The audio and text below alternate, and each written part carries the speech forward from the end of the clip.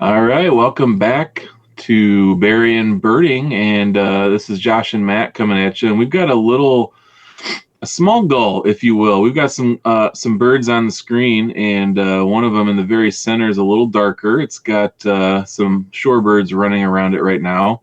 You might think Bonaparte's gull if you're in the middle of the country, the more common small gull species with the dot behind the eye, but this one's a little darker, Matt, and a little smaller than the Bonaparte's gull you can see on the left and in the foreground. Yeah, it was a little darker when it was half a mile out. It's a lot darker here right on the beach. That when your gull is only a little bit bigger than a sanderling, you may have a little gull. And that's exactly what this is. I believe little gull is the smallest gull in the world. Here, as you see as it flies, a strong black M across the upper part. So that's kind of one of the big hallmarks of this bird when it's out over the lake, is that strong black M. The Bonaparte's has it to a lesser extent, but little gull has it much more intently. But very small and petite. You see that that bird's bill is tiny. And the bird overall is a very dainty, petite kind of bird that kind of gives it kind of that almost kind of cute kind of look, not meaning to anthropomorphize or whatever that word is too much, but this bird is a striking bird and kind of very kind of dainty markings. Yeah, absolutely, and striking for sure. I never knew this was a lifer for me a few days ago. I never knew how dark really these birds could get, even including you'll see on the Bonapartes a great comparison. You can see the Bonapartes have a lightly colored crown, but look how dark black this crown is on this immature little gull.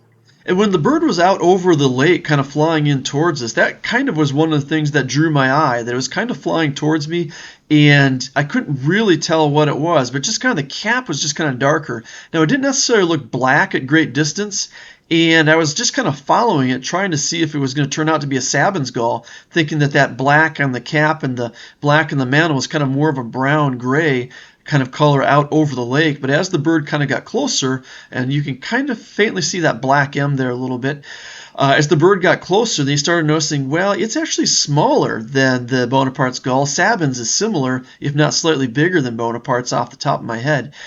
And increasingly, I started thinking, okay, well, maybe this is a little gull. And eventually, it kind of crosses the threshold where you could see that strong black M. It's like, okay, we do have a little gull.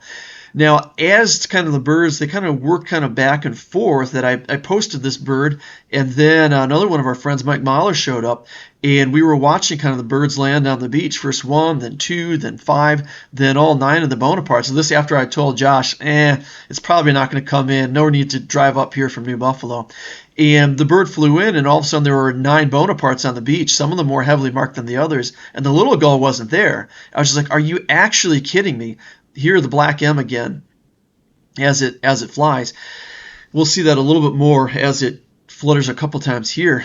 And I was just like, there's no way. So I started glassing out of the lake, and then I saw, okay, the little gull was just trailing. It was just going to be following the Bonapartes in, so I could finally breathe a sigh of relief that, yes, for sure, that's what this was.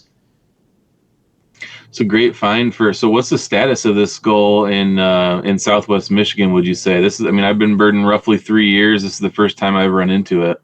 Yeah, I don't think I've had one in 5 years, so this is an uncommon bird. The other thing, the hallmark of adult little gull is a black underwing, and you notice as this bird flies, the underwing of the young one is still white. The upper part has a lot of black, but there were a few times when you saw it flash that. So one of the field marks that works well for an adult doesn't necessarily work as well for the immature. But this is little gull. If you get out there, you just might find one. All right, like, comment, subscribe for more content. We'll see you next time.